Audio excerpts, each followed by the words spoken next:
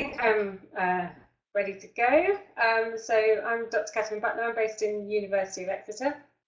And I'm going to talk to you today about some of our ongoing research into the social responses to floods. So these are sort of two projects, linked projects, one funded by the ESRC and one by the NIHR. And one of the projects is examining the processes of social and political response to floods and the implications of events for change and for continuity.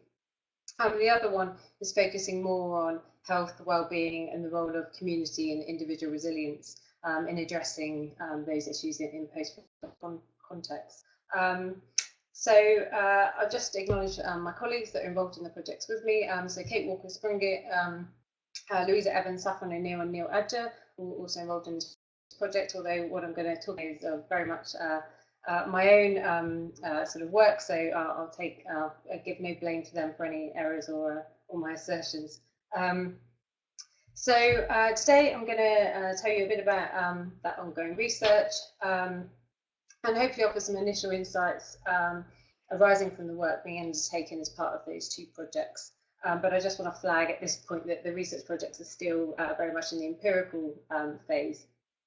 So the analysis hasn't been undertaken properly yet. So what I'm going to talk about are very much kind of initial thoughts and ideas.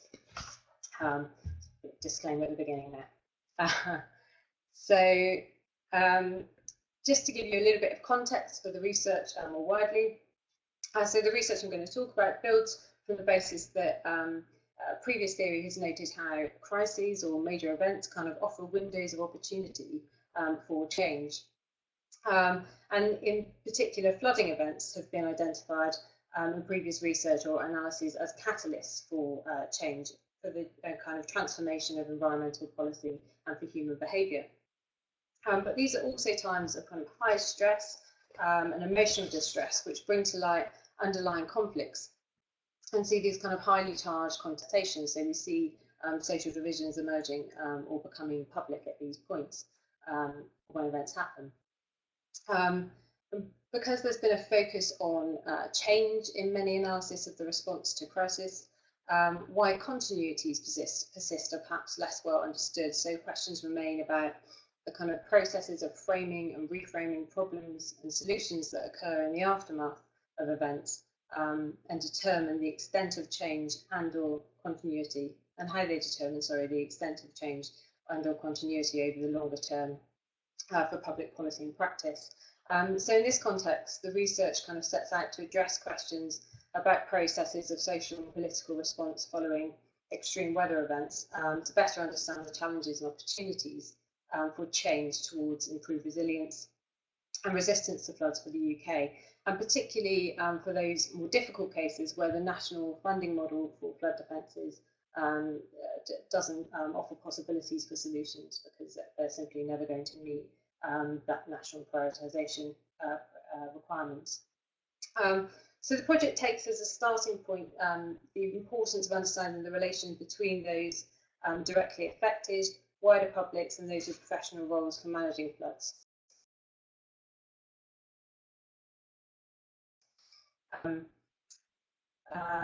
So you have a diverse range of actors, agencies dynamically interacting in the aftermath, mobilising, accessing power at different points in time, and we wanted to kind of develop a better understanding of what that means for improving flood risk management and addressing some of the issues, particularly in the longer term. So I've got to say, I'm not least because, as I've mentioned, we're still in the throes of the empirical research. We're actually in our second phase of interviewing at the moment. But I will aim to offer some insight into sort of one aspect of that bigger question concerning the issues of social divisions, contestation and blame that seem to be persistent features in the process of flood response and management. So I want to think about kind of how events bring these often underlying divisions more starkly into being or into view, and begin to explain at least why we see continuities in this kind of divisive response, so that we might better understand openings for change that could arise. So I'll just say a little bit about the research and what we've actually been doing.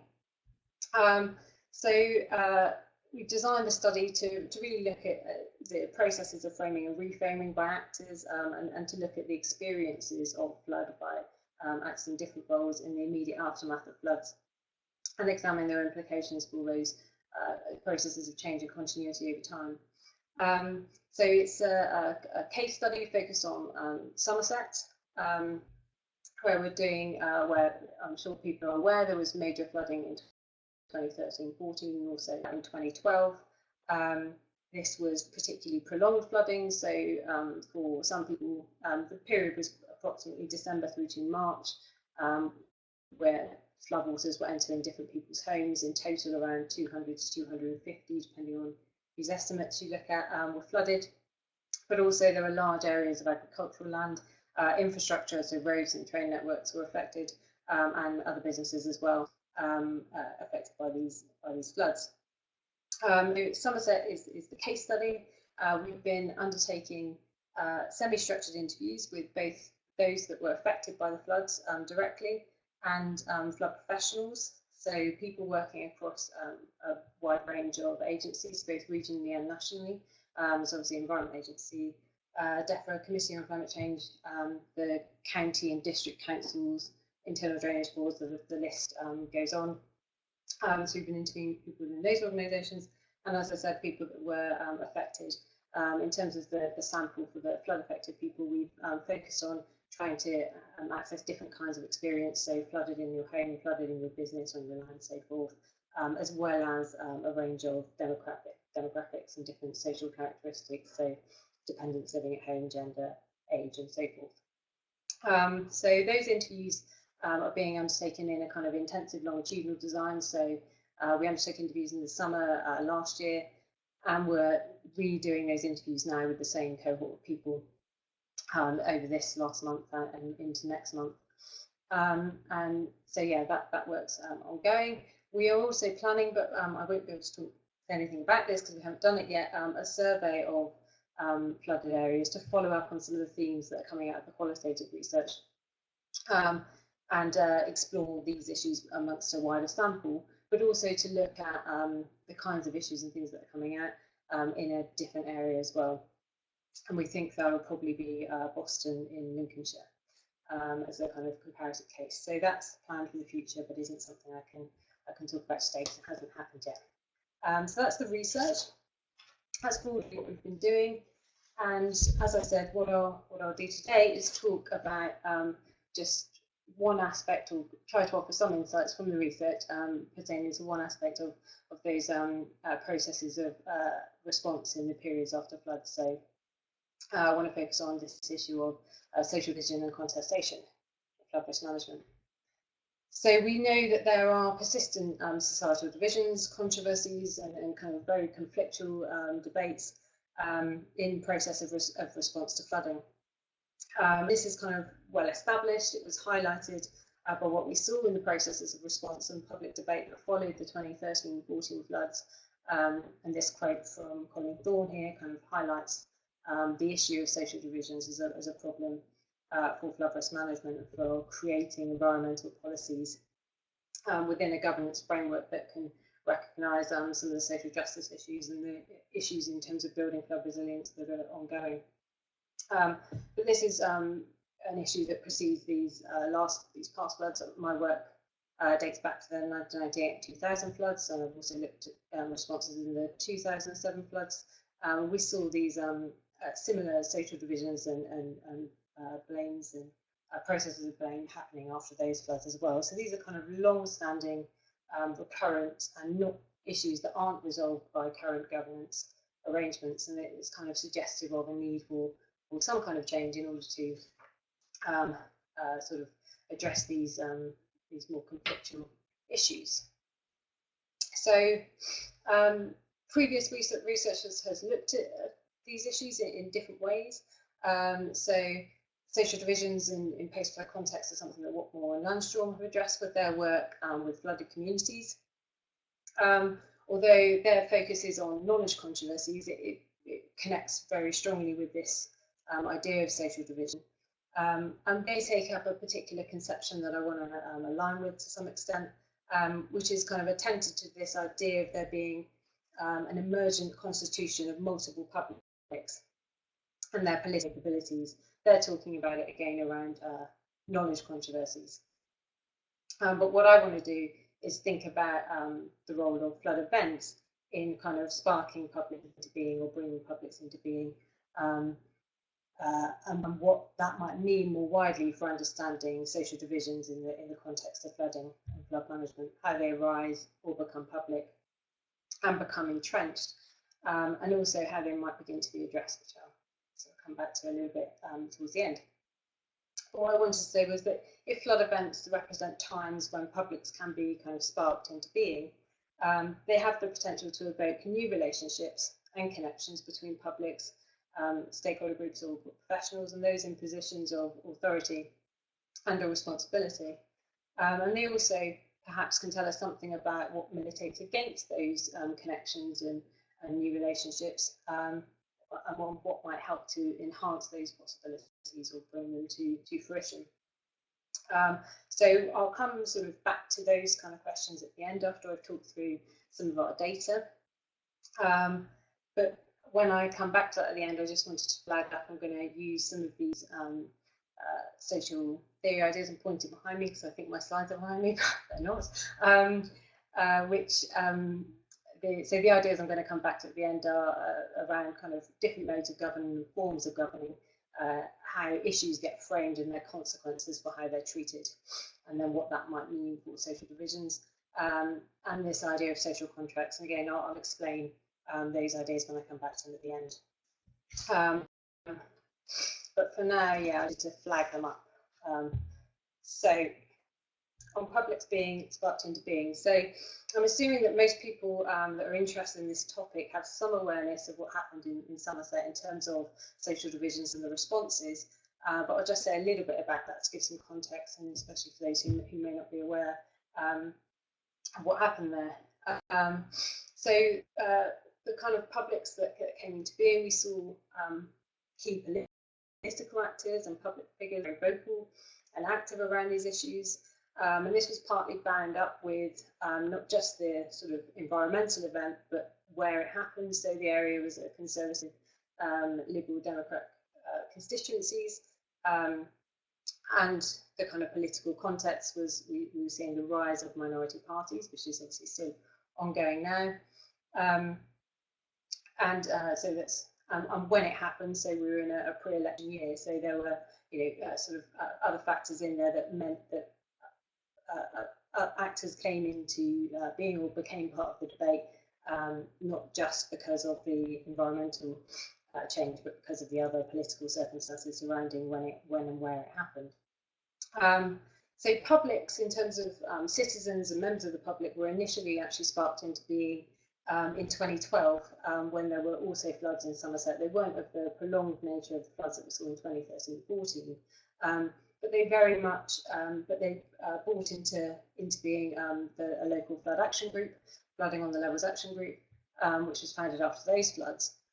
And it very much sort of set the terms for the public involvement or the citizen involvement in the 2013-14 floods.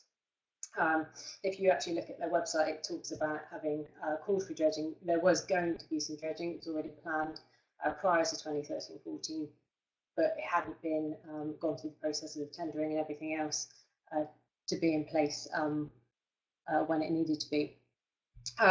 So the action group explicitly focused on a campaign for dredging on the levels and moors, which really became much more heightened after 2013-14. And they made very good use of social media. So the media was another kind of sort of figure or player in all of this. So social media had an important role, perhaps more so than in any previous major flood events. And the media, as has been the case before, played a role in terms of sort of, I guess, communicating the terms of the debate. So it provides a kind of link between different groups in terms of them expressing their different views and so forth. And that has an important effect on the kind of way the debate is framed, not least because the media is obviously a very particular form of communication. So it's constraining in that sense. So on Twitter, you're dealing with very kind of short messages and images. Within news media, you've got conventions like having an angle and particular conventions of reporting that constrain the way that that communication goes forward and kind of govern the kind of communication that you can have. So all these sort of factors coming together have given a kind of sense of a really polarised debate.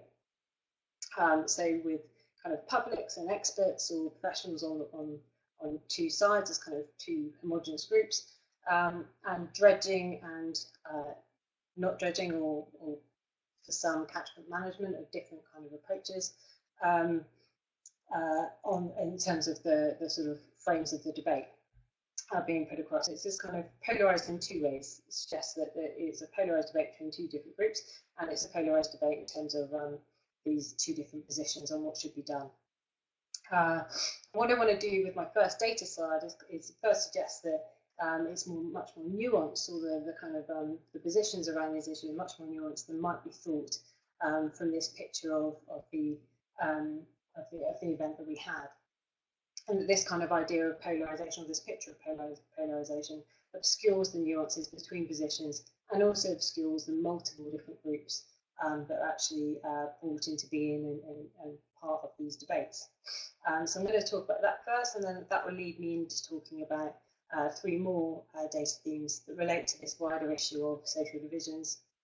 And then I'll conclude by drawing some reflections on the social theory that I mentioned earlier.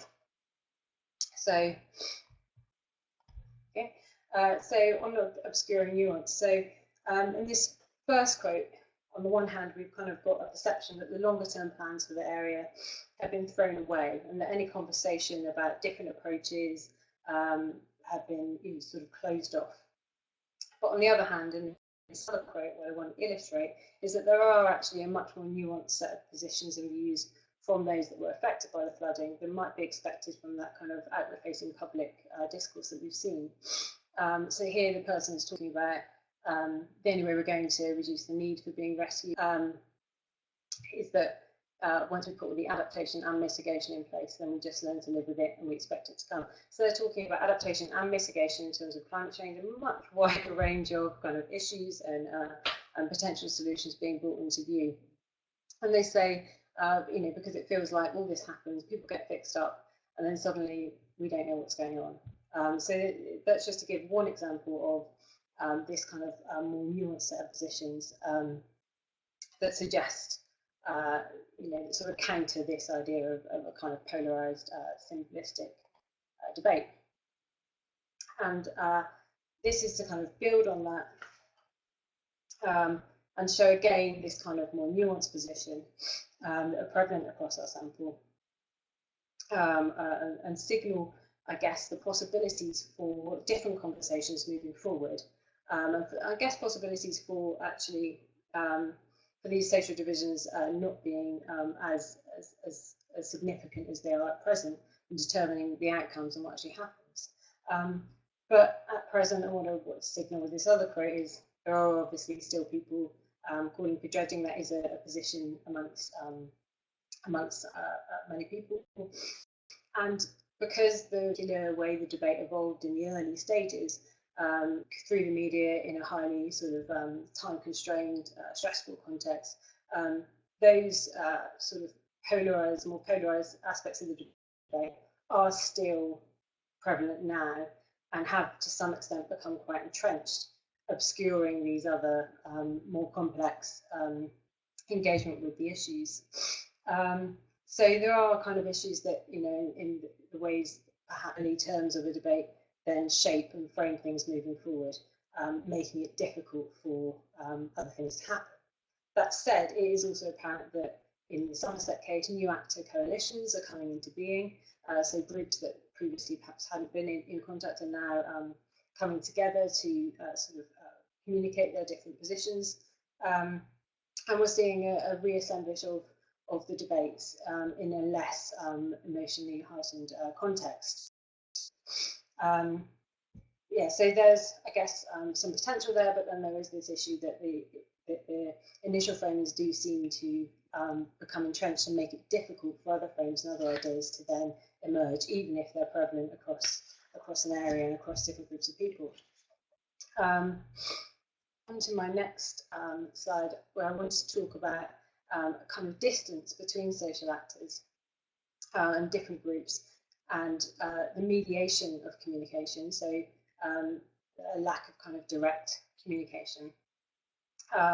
To talk about how this seems to contribute to the kind of dehumanizing of people on all kind of in all the different kind of groups that become involved in these issues. And I want to suggest that the construction of the kind of dichotomies fuel these social divisions and conflict in these contexts. So here I just wanted to show 2 quotes from people that were affected by the flooding and use them to give a little bit of insight into the human experience of those affected by the floods. Really just to make the point that, greater engagement with the experiences of people, both those affected by floods and those with roles in alleviating floods, which I'll come to more in a second, seem to be an important part of the conversation in terms of actually addressing flooding, but at present quite limited in terms of how far they're discussed in thinking about solutions.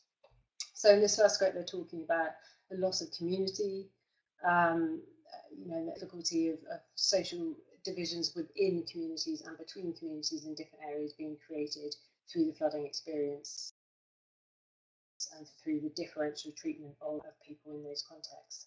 And then in the second quote, they're talking about, so you can't fight it. And I think that's what's really amazing, the way it makes you feel.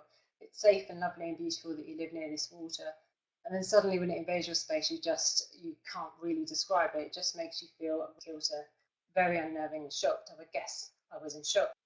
So I wanted to use this quote really to give an indication of that sense of isolation that people can have in flooded contexts, which is partly due to the nature of the event. So you're flooded, you can't go in your home, possibly you can't go to work, you're kind of out of the world at that point in time.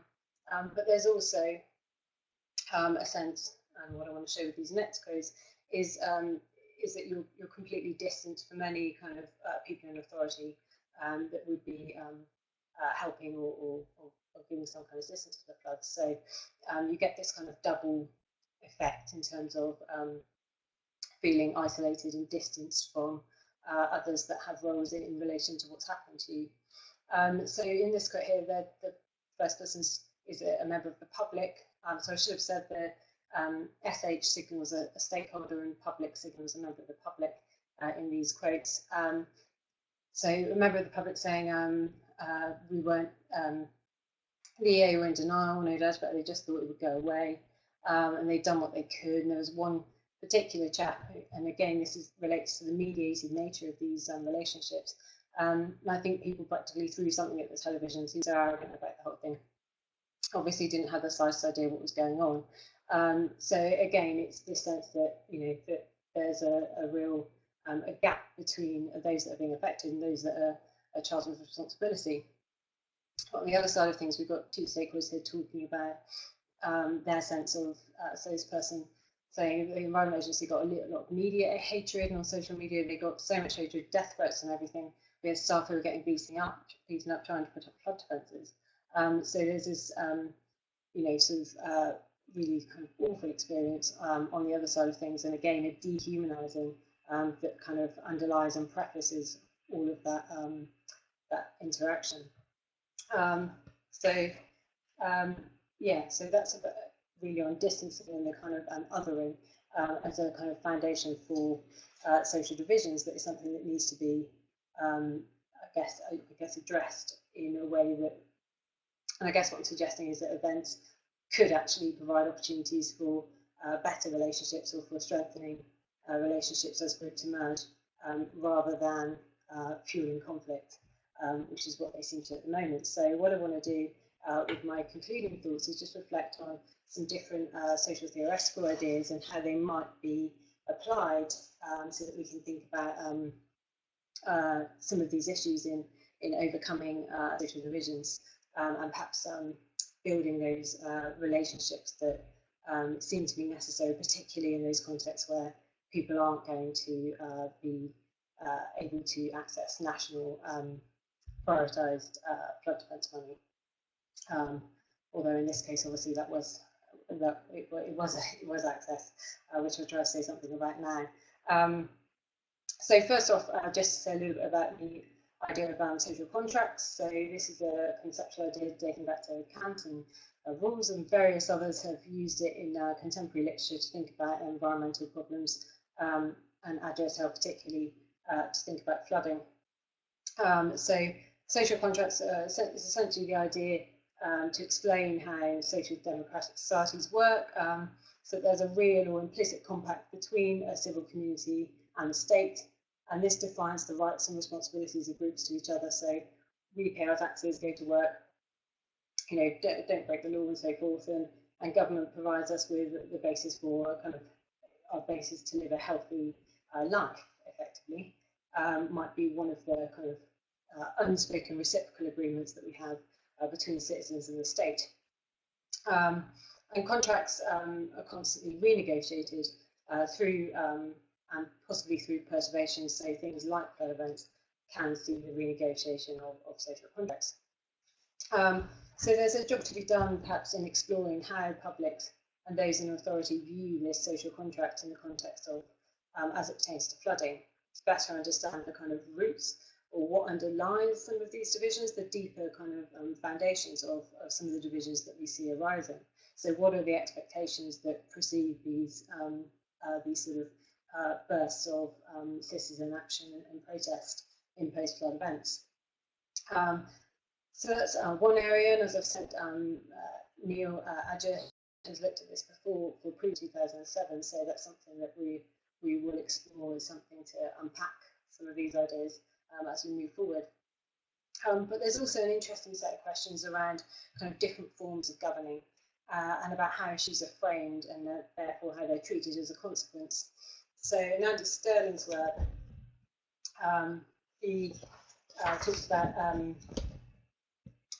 government framing issues in terms of either shock or stress.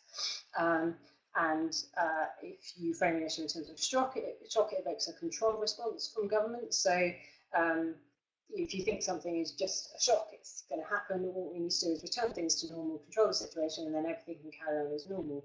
But if you treat something as a stress, then that requires a much more responsive mode of governing, so that you can therefore expect this to be a continual stress that occurs over time, and that you will therefore need to address over the longer term. So it evokes a different kind of response. So what I want to suggest is that this flood event could be seen as having been treated or framed by government as a shock, and therefore the emphasis was on getting things back to normal, on controlling the situation, and that's both in a political sense and in an environmental sense. But were it to have been treated as a stress, it may have brought a much greater focus on the ways that communities that are not going to ever be a national priority for flood defence funding might be worked with in the longer term. What it might mean in terms of how the relationships between people in those communities and government and other state actors might be enhanced and developed for sort of over a longer term period to address some of those social divisions and create a context where those communities can become resilient, because it isn't something that happen with communities in isolation. It is something that needs to be addressed as a kind of a longer term issue for flood governance. Okay, so I think that's pretty much all I wanted to say, and thank you very much for listening, and I hope it was of some interest.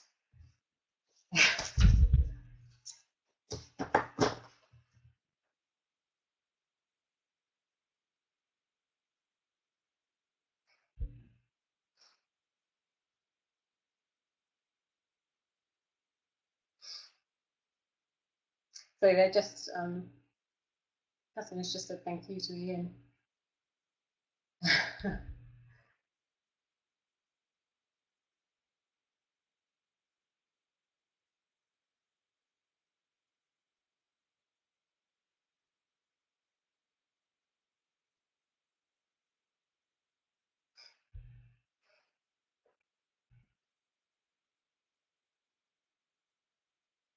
Okay, so from Nick Mann, thanks Catherine, a question.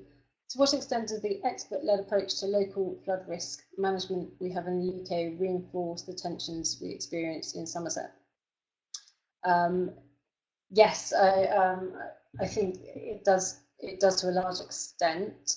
Having said that,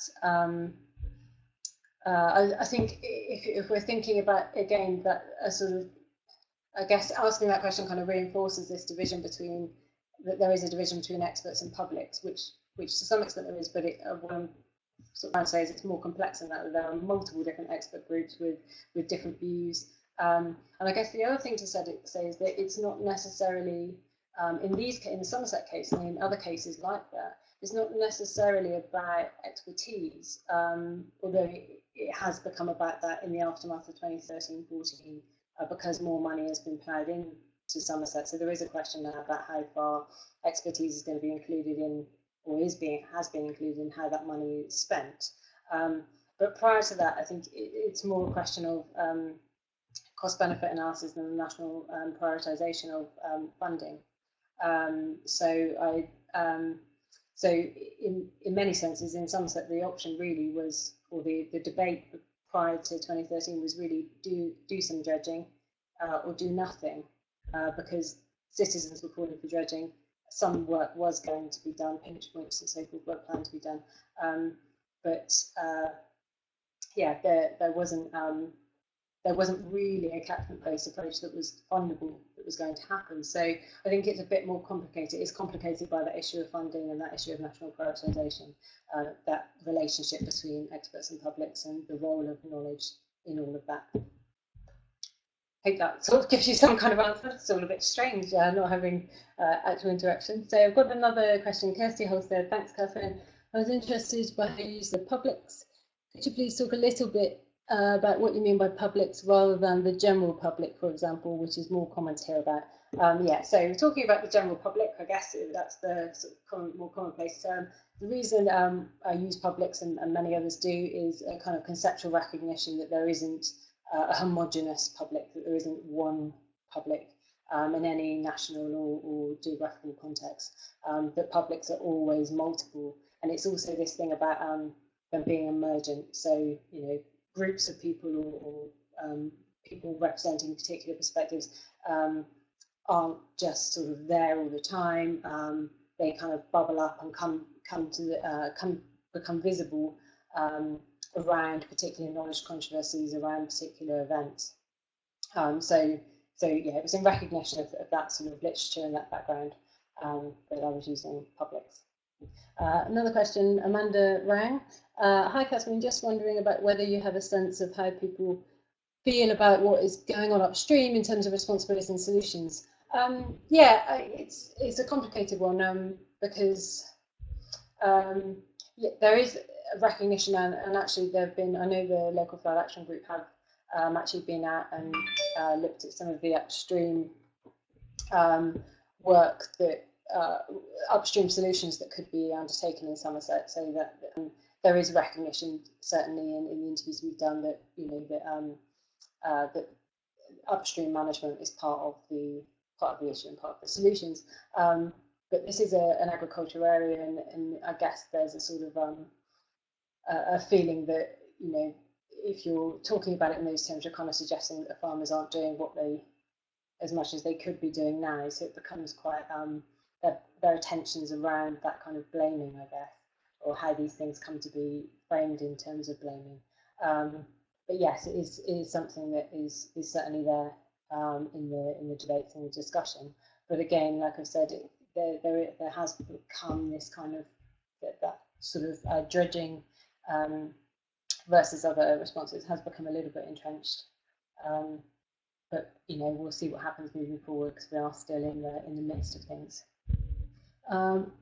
Aegis Harriet, what university? Thinking about the negative and sometimes violent attitudes towards the Environment Agency staff and the view from one of your respondents, the river unexpectedly encroached on people. Do you think there's a role to be played by community education?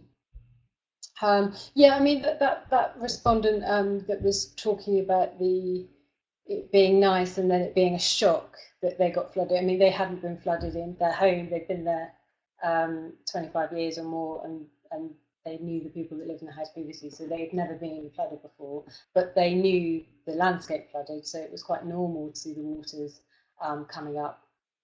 So that it wasn't unexpected in the sense that they didn't know the levels was a sort of managed landscape. In fact, that's something that almost everybody kind of recognises and talks about. But it was just the nature of the event and actually obviously being flooded in their homes, many people for the first time, or certainly for this kind of event and duration.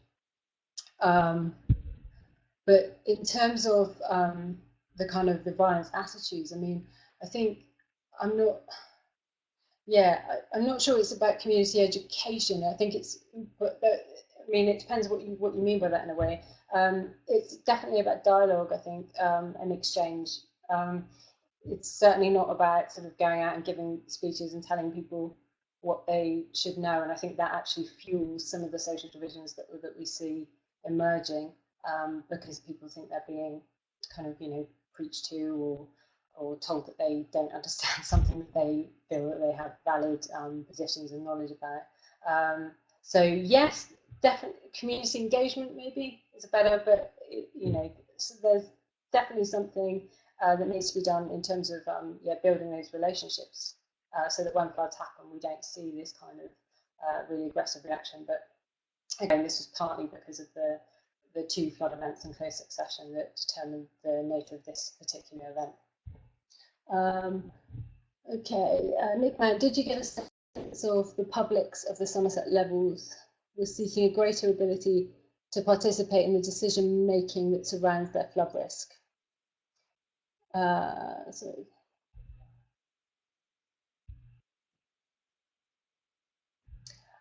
It's interesting. I think one of the things with the flood event itself is that it has sparked, I think a lot of participants have talked about in this next round of interviews that we're undertaking now. So this is really not analysed because we haven't even transcribed it yet. But a lot of people have talked about a sort of a greater level of social and political engagement as a consequence of the floods. So I'm not sure it was necessarily something that they would have been asking for if the floods hadn't happened, and that's both 2012 and 2013-14 for different people.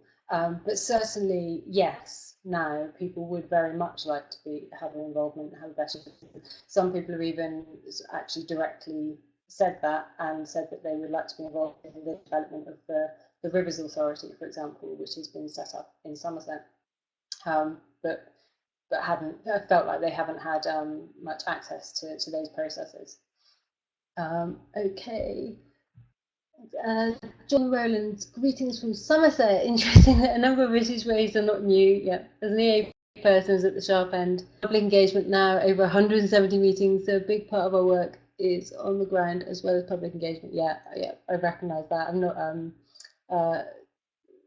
being critical of the Environment Agency in any way, and I realise a big part of this is our funding issues, and it's about finding, I guess I'm making a call for kind of more attention on those communities that don't really come in, that won't be prioritised in terms of the funding requirements, and how we can find ways of I guess dealing with those sharp end issues, or giving them more attention. But yeah, certainly not having to go at the Environment Agency in any way, and realise there's lots of community engagement that goes on. Yeah, and in terms of not saying much new, yeah, I haven't, we're in the middle of the research, so I'm just offering kind of initial reflections. This isn't something that, this is kind of our final in-depth analysis, so yeah, apologies. At university, there are lots of questions around community participation and social action. Just a plug here, a colleague of ours has written a blog on flood action groups. Yes, it's a shameless plug. And then Kirsty said, thanks for your last response. I have another question. Based on what you said about publics, i.e. publics are multiple and emergent, what are the implications for this, for how we work with stakeholders who experience flooding, and also for social contracts relating to flooding? Okay. Crikey. Okay, that's a hard one. That's to finish on as well. I think that's the last question.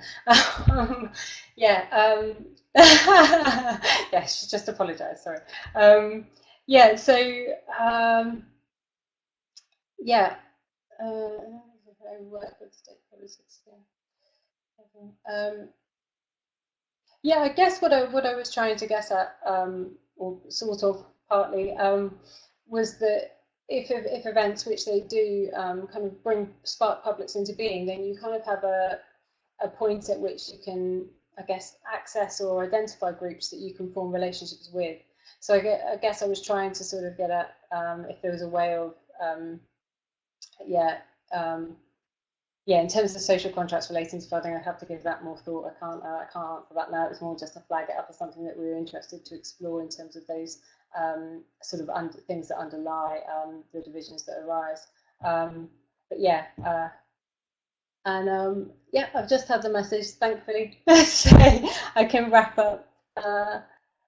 And oh yeah, just to let you know about the blog that I wrote for the network, and that's available online now. And we also have a website which is linked to from that blog as well, where you can see more information about our work. Although because we are still in this phase of things, there's not much up there at the moment, but there will be more coming soon as we move forward. Nick Mann, Kirsty, I guess the FRM is always going to be evolving, and if publics are engaged as active participants in the process, this should be better facilitated and funded, from John Rowlands. Yes, those are two very nice concluding comments. So thank you very much. I think that's it. Oh no, Kirsty's typing again. And yeah, so Catherine's just saying we're going to wrap this up. Thank you.